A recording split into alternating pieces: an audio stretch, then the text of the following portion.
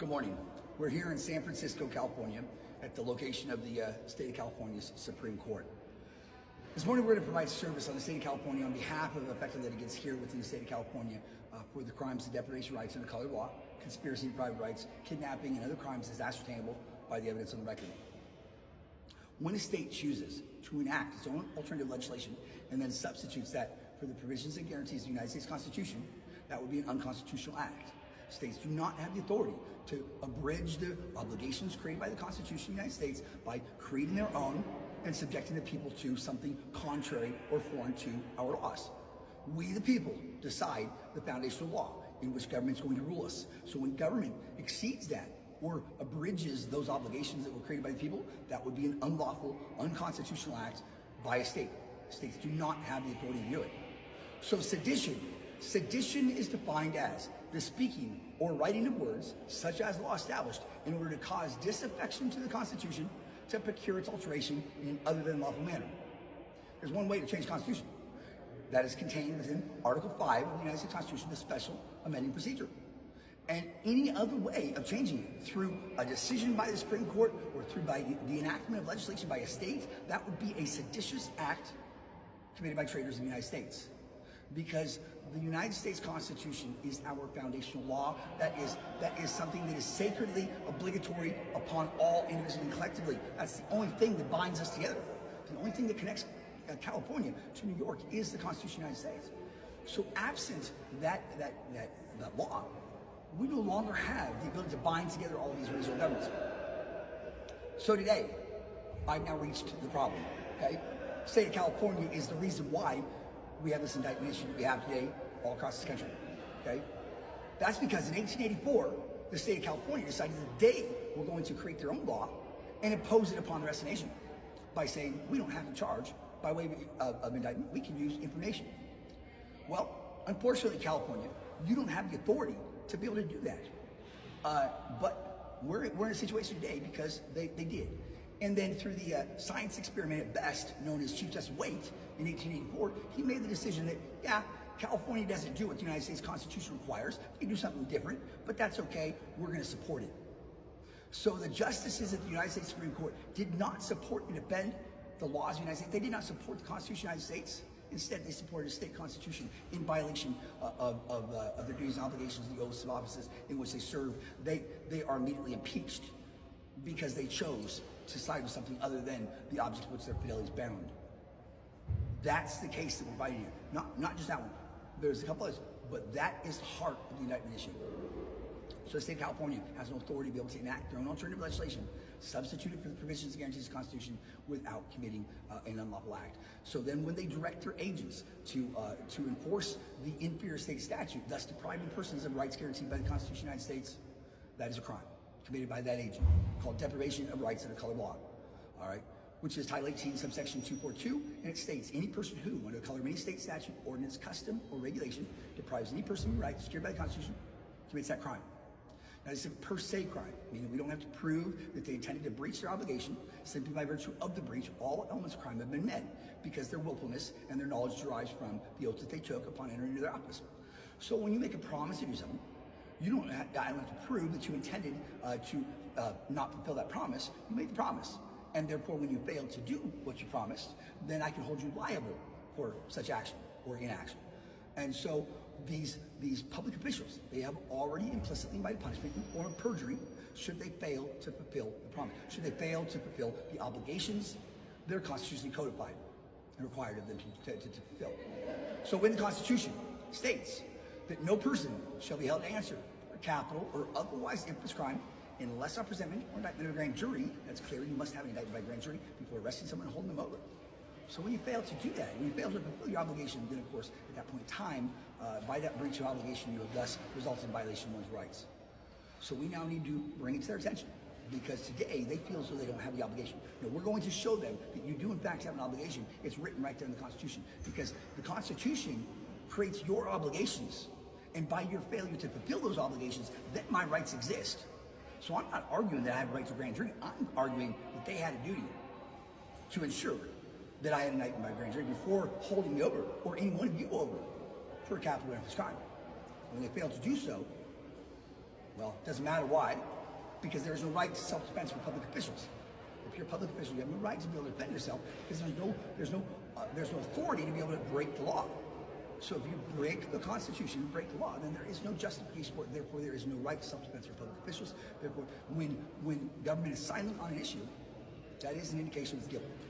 And today, government is absolutely silent on this issue because it is the government's agents that are breaking and destroying the Constitution of the United States, and they're doing it to profit off of their illegal acts. And so we need to bring it to their attention, right? We need to put it into their lap, because when we prepare this criminal affidavit and we serve the agent, thus serving the principal, by doing so, then we're asking them to take action. If they don't take action, then that's fine. Then they are now willful accomplices in destroying the very laws that their institution was created to protect. And we can't allow the courts to become willful accomplices in the destruction of the Constitution, because that's what they swore to uphold and defend. And so either they take action, lawful action, and thus remove the criminal acts being committed, and address the past criminal acts that were committed against the people that are already in prison, because those are all unlawful, or they fail to take action by their negligence. They are the ones responsible for the destruction, because they're sanctioning it, permitting it. So once we place this on their lap, they can remain silent. But in remaining silent, they will continue to permit unlawful acts, unconstitutional acts be committed by their own agents, and as a result, we will be able to show the true criminal nature of this institution. So let's go provide service on the state of California.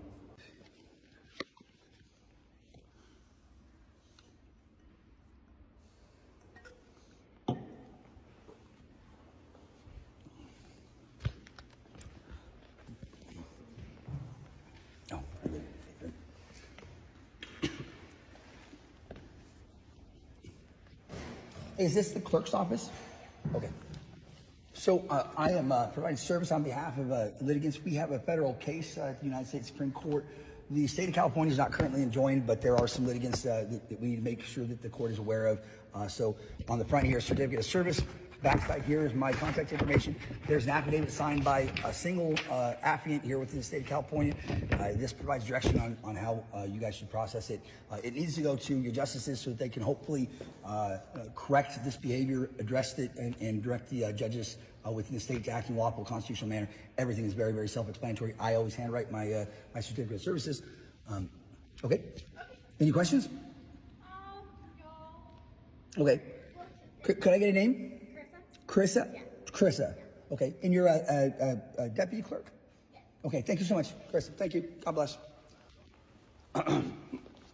Service has been provided on behalf of the Emmerich family for the crimes of deprivation of rights and the color of law, conspiracy to deprive of rights, kidnapping, and other crimes is ascertainable by the evidence on the record. We're on to the next site. Thank you so much. God bless. Right to attorney or to defend yourself, because these states believe, because the ruling in 1833 from the Marshall Court that's still staying in Supreme Court precedent, that they believe that they don't have to give you the rights that are in the Constitution of the United States, because those only apply to the federal government, which, by the way, is only 10 square miles of Washington, D.C., because that's the only place that the federal government owns and controls. So if you're within the 10 square miles of Washington, D.C., you can go there and you can break the law, just like these politicians do, and they get away with it, because the Bill of Rights does apply to you, right? But when you're out here in the States, outside of the Washington, D.C., you don't get the Bill of Rights. You only get what the state gives you. And I know that this might be a little shocking to you, but it's fact.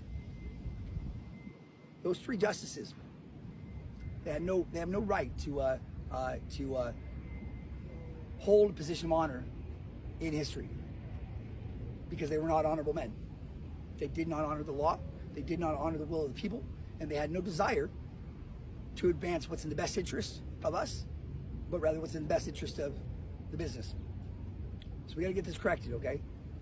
And so right now, we're going to step up after delivering this criminal affidavit to the Supreme Court of the state of California. We're going to ask them, we're going to challenge them to step up, discharge the duties of their office, fulfill the promises that they made to the people of the state of California, and hold criminals accountable for the crimes they commit against the people. We don't care who they are, what title they hold, what office they fill.